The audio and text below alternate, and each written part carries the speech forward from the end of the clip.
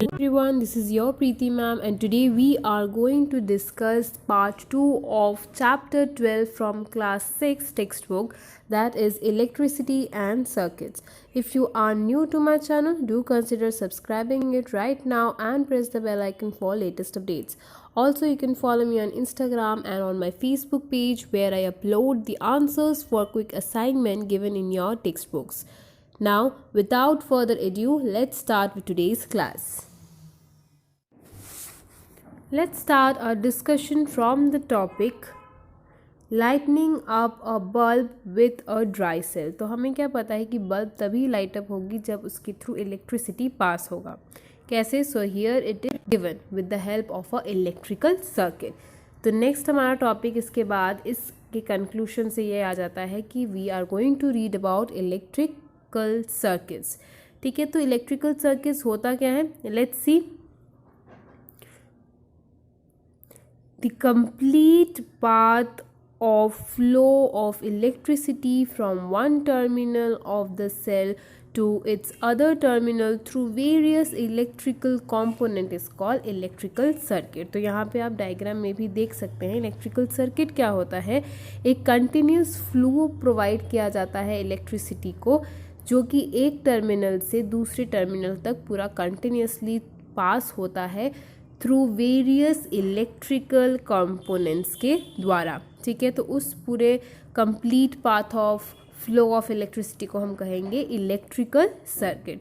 जैसे कि अगर हम एग्जांपल के तौर पे इस पैराग्राफ में देखें तो वी कैन गेट कि an electrical circuit consist of a bulb, a key and a dry cell that is 1.5 volt as shown in the figure of the on the right. ठीक है, राइट साइड पे आप देख सकते हैं की मतलब यहाँ पे बताया गया है इस स्विच की बात की गई है. ठीक है, तो ये स्विच क्लोज्ड है या ओपन है, इसके लिए जो सिंबल दिया गया है आप आराम से देख सकते हैं. जब ये ओपन होगा तो ये जो दो डॉट्स है they will not be attached, और जब ये क्लोज होंगे तो ये दोनों डॉट एक साथ मिले हुए होंगे. मीन्स ये जो पूरा सर्किट है वो अभी उसका स्विच ऑन है. मीन्स उनके जो स्विचेस हैं, उनकी जो कीज़ है वो कनेक्टेड है. मीन्स इलेक्ट्रिसिटी अभी पास करेगा एंड इसीलिए ये बल्ब ग्लो कर रहा है यहाँ पे, और ये वाला बल्ब यहाँ पे ग्लो नहीं कर रहा क्योंकि यहाँ पे जो कीज़ है वो ओपन है. ठीक है, तो ये सर्किट भी क्या हो जाएगा? ओपन सर्किट हो जाएगा. तो यहाँ पे यही बताया गया है कि the circuit in which electric current flows from one terminal of a cell और a battery to the other is called closed circuit. मतलब जब पूरा इलेक्ट्रिक करंट जो है वो एक टर्मिनल से लेके इस नेगेटिव टर्मिनल तक पूरा कंप्लीट जाएगा तो हमें मिलेगा क्लोज्ड सर्किट. अदरवाइज वो अगर नहीं जा पा रहा तो वो हो जाएगा हमारा ओपन सर्किट. एंड इसी वजह से जब इलेक्ट्रिक करंट पूरी तरह से पास नहीं करेगा उस बल्ब में से तो वो बल्ब ग्लो नहीं करेगा. सो क्लोज सर्किट में क्या होता है? Current flows from the positive terminal of the cell to its negative terminal by various electrical components such as bulb etcetera. ये हो गई बात. अब जब करंट जो है वो एंटर करता है बल्ब में किसी एक टर्मिनल से, it flows through the filament and comes out of it through the other terminal. Means वो एक टर्मिनल से जाएगा, ठीक है, ये फिलामेंट से पास करेगा, बल्ब के अंदर जो फिलामेंट है उनसे पास करेगा और फिर दूसरे टर्मिनल से बाहर आ जाएगा. एंड ये पूरा सर्किट ऐसे कंप्लीट होगा. ड्राई सेल के पॉजिटिव टर्मिनल से ये की क्लोज्ड होने की वजह से ये एक टर्मिनल बल्ब के एक टर्मिनल से जाएगा, फिलामेंट से पास करेगा, देन दूसरे टर्मिनल से वापस बाहर आके ड्राई सेल के नेगेटिव टर्मिनल में पहुंच जाएगा. तो ये पूरा जो सर्किल है या साइकिल कह लीजिए पूरे करंट का, ये ऐसे ही कंटिन्यू फ्लो करता रहेगा. क्लियर? तो जैसे कि मैंने बताया उसके बाद क्या है हमारा ओपन. उसी का यहाँ पे बताया गया है कि जब किसी पॉइंट पे जो सर्किट है, जो इलेक्ट्रिक करंट का फ्लो है वो ब्रोक हो जाएगा. When it is broken then it will be known as open circuit, जिसका डायग्राम आप यहाँ पे देख सकते हैं. Understood? Next we are going to discuss why does a fused bulb not glow. जो फ्यूज बल्ब्स होते हैं हमने देखे हैं वो ग्लो नहीं करते. क्यों नहीं करते? Let's try to find out the answer. Bulb has a small filament inside it. As long as this filament is intact, it glows when connected to a cell. A bulb is said to be fused when its filament is broken. The broken filament cannot complete the circuit. As a result, current cannot flow from the filament and the fused bulb does not glow. तो क्या होता है, जो bulb glow क्यों करता है, क्योंकि उसके अंदर एक स्मॉल फिलामेंट रहता है जिसके थ्रू इलेक्ट्रिक करंट जो है वो सर्किट में पूरा कंप्लीट करता है, करंट उसके थ्रू पास करके। अगर वो फिलामेंट टूटा हुआ होगा या टूट जाएगा किसी वजह से, तो हम उस बल्ब को फ्यूज़ बोलेंगे, क्योंकि वो पूरा इलेक्ट्रिक करंट का जो सर्किट है वो कंप्लीट नहीं कर पाएगा, क्योंकि वो अभी बीच में से ही टूट गया उनका सर्किट, राइट। तो इसीलिए वो बल्ब फ्यूज़ हो कहलाएगा। एंड इसी वजह से क्योंकि सर्किट कंप्लीट नहीं हुआ तो वो बल्ब भी ग्लो नहीं करेगा, ठीक है। So we have got the reason कि क्यों फ्यूज्ड बल्ब ग्लो नहीं करते, क्योंकि उनका जो फिलामेंट होता है that is very important through which the current is supposed to pass, वो अगर टूटा हुआ होगा तो सर्किट कंप्लीट नहीं होगा। अगर सर्किट कंप्लीट नहीं होगा तो bulb can not be able to glow. Understood. Next आपको यहाँ पे दिया गया है, कुछ सिंबल्स दिए गए हैं इलेक्ट्रिकल कंपोनेंट्स के। इलेक्ट्रिकल कंपोनेंट्स क्या है, वो कंपोनेंट्स जो कि इलेक्ट्रिक सर्किट को पूरा होने में उनकी मदद करते हैं। तो जब हम उसका साइन लैंग्वेज में सिंबॉलिक वे में रिप्रेजेंटेशन करते हैं किसी सर्किट का, तो हम ये सिंबल्स यूज़ करते हैं इलेक्ट्रिकल कंपोनेंट्स को बताने के लिए। सो पहला आप देखिए, सेल का क्या है, एक लॉन्ग लाइन है और एक स्मॉल लाइन है, ठीक है। These are connected to two wires, ठीक है। देन बैटरी का क्या है, यही सेल्स जब एक से ज़्यादा हम बना देंगे कंटिन्यूस सीरीज़ में, तब हम उसको बैटरी कह लेंगे। नेक्स्ट है लैम्प, जो कि आप बल्ब कह लीजिए, एक dash, then this round thing and then this one, या फिर ऑल्टरनेटिव के लिए ये भी बताया जाता है। देन वायर्स, जो कि आप देख सकते हैं सेल के इर्द गिर्द भी बनाए जाते हैं। These are nothing but the wires, these are nothing but the connecting wires, या फिर आप ऐसे भी वायर्स को दिखा सकते हैं। देन वायर्स कनेक्टेड टुगेदर, उसमें क्या करेंगे हम, डिफरेंट जो स्ट्रेट लाइंस हैं उनको एक पॉइंट पे जाके कनेक्ट कर देंगे, ताकि वो बताए कि यहाँ पे बहुत सारे वायर्स एक साथ कनेक्टेड हैं। नेक्स्ट क्या है, स्विच, जिसको हमने बीच में की भी कहा था, की टर्म का भी यूज़ किया था। तो ये ओपन कब होगा, जब ये जो स्विच है, ये जो दो डॉट्स हैं वो कनेक्टेड नहीं होंगे, या फिर हम जस्ट एक ब्रैकेट एंड डैश देंगे without a dot in between. जब ये डॉट बिटवीन में आ जाएगा और ये दोनों जो है कनेक्टेड होंगे, इन दोनों में से कोई एक, दोनों ही एक ही चीज़ को शो करता है, किसको, कि स्विच जो है वो अभी क्लोज है, जो की है वो भी क्लोज्ड है। तो ये बात हो गई कुछ इलेक्ट्रिकल कंपोनेंट्स के सिंबल्स के बारे में, क्लियर। नेक्स्ट हम बात करते हैं अब सर्किट डायग्राम की, जिसके लिए हमने अभी कंपोनेंट्स सीखे, सिंबल्स सीखे, उसको हम इम्प्लीमेंट कैसे करते हैं, उसको हम सर्किट डायग्राम में इम्प्लीमेंट करते हैं। सो सर्किट डायग्राम होता क्या है, let's C. A diagram which shows the arrangement of various components in an electric circuit with the help of their symbols is called circuit diagram.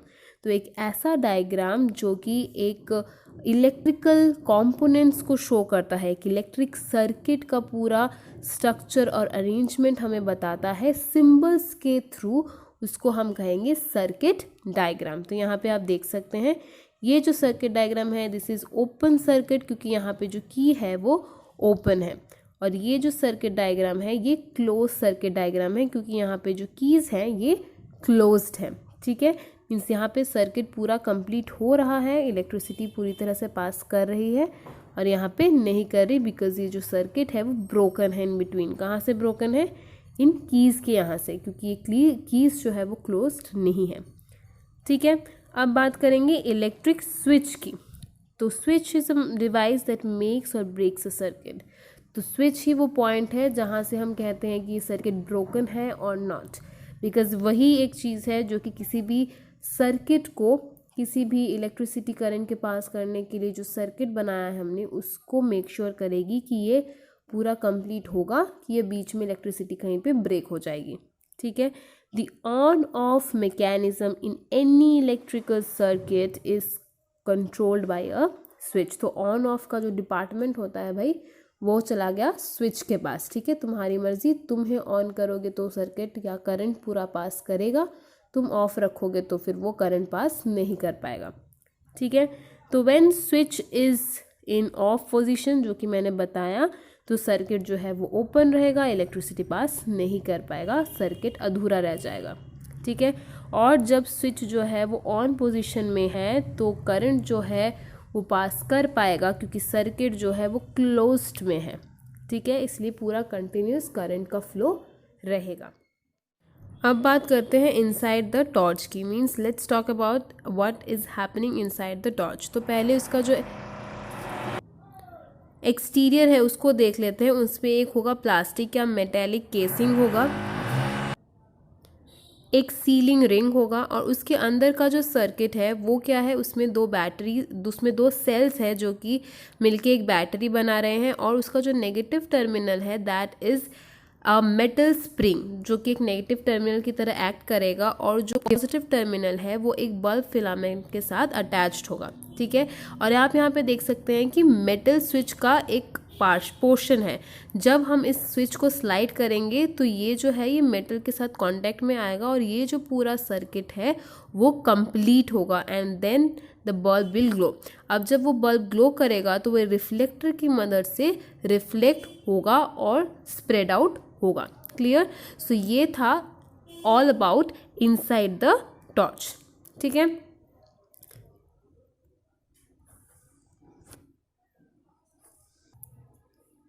So let's talk about conductors and insulators. तो finally भी हम बात करेंगे अब conductors और insulators की। तो conductor हम किसे कहते हैं, जो कि अपने थ्रू, जो मटेरियल्स अपने थ्रू इलेक्ट्रिसिटी को पास होने के लिए परमिट करते हैं, उन्हें हम कहेंगे कंडक्टर्स। एग्जाम्पल के लिए आयरन, एल्यूमिनियम, ये सब हो गए कंडक्टर्स। और नॉन कंडक्टर्स या फिर इंसुलेटर्स कौन से होंगे, उल्टा, जो कि मटेरियल्स जो कि इलेक्ट्रिसिटी को अपने थ्रू पास नहीं होने देंगे, जैसे प्लास्टिक हो गया, ड्राई वुड हो गए, ये सब इलेक्ट्रिसिटी को पास नहीं होने देते, ठीक है। तो बेसिकली जो मेटल्स होते हैं और जो एलॉयज होते हैं वो कंडक्टर्स के हिसाब से काम करते हैं, एंड इलेक्ट्रिसिटी जो है उनके थ्रू पास आराम से हो सकती है। और इंसुलेटर्स कौन से होते हैं, रबर, वुड, प्लास्टिक्स, ये सब इंसुलेट के रूप में ही काम करते हैं। क्लियर? सो अब हमारे लिए एक क्वेश्चन रहेगा कि why is the handle of electrician screw driver made of plastic. तो इलेक्ट्रिशियंस के जो स्क्रू ड्राइवर होते हैं वो प्लास्टिक से क्यों बने होते हैं। तो यहाँ पे क्या आंसर दिया गया है मैं बता देती हूँ। यहाँ पे बताया गया है कि जो स्क्रू ड्राइवर्स होते हैं उनकी जो हैंडल्स होते हैं वो प्लास्टिक के होते हैं, लेकिन जो एक्चुअली स्क्रू ड्राइवर जिससे काम होता है वो स्टील का ही होता है, ठीक है। जो स्टील है वो क्या है, वो गुड कंडक्टर है इलेक्ट्रिसिटी का, तो इलेक्ट्रिसिटी उसके थ्रू पास आराम से कर सकती है। और प्लास्टिक जो है वो इंसुलेटर है, ठीक है, मतलब इलेक्ट्रिसिटी उसमें से पास नहीं कर सकती। इसीलिए स्क्रू ड्राइवर का जो प्लास्टिक हैंडल होता है इसीलिए दिया जाता है ताकि जो इलेक्ट्रिशियन काम कर रहा है उसको इलेक्ट्रिकल शॉक्स ना मिले, तो this to protect that person from electrical shocks while working as an electrician, ठीक है।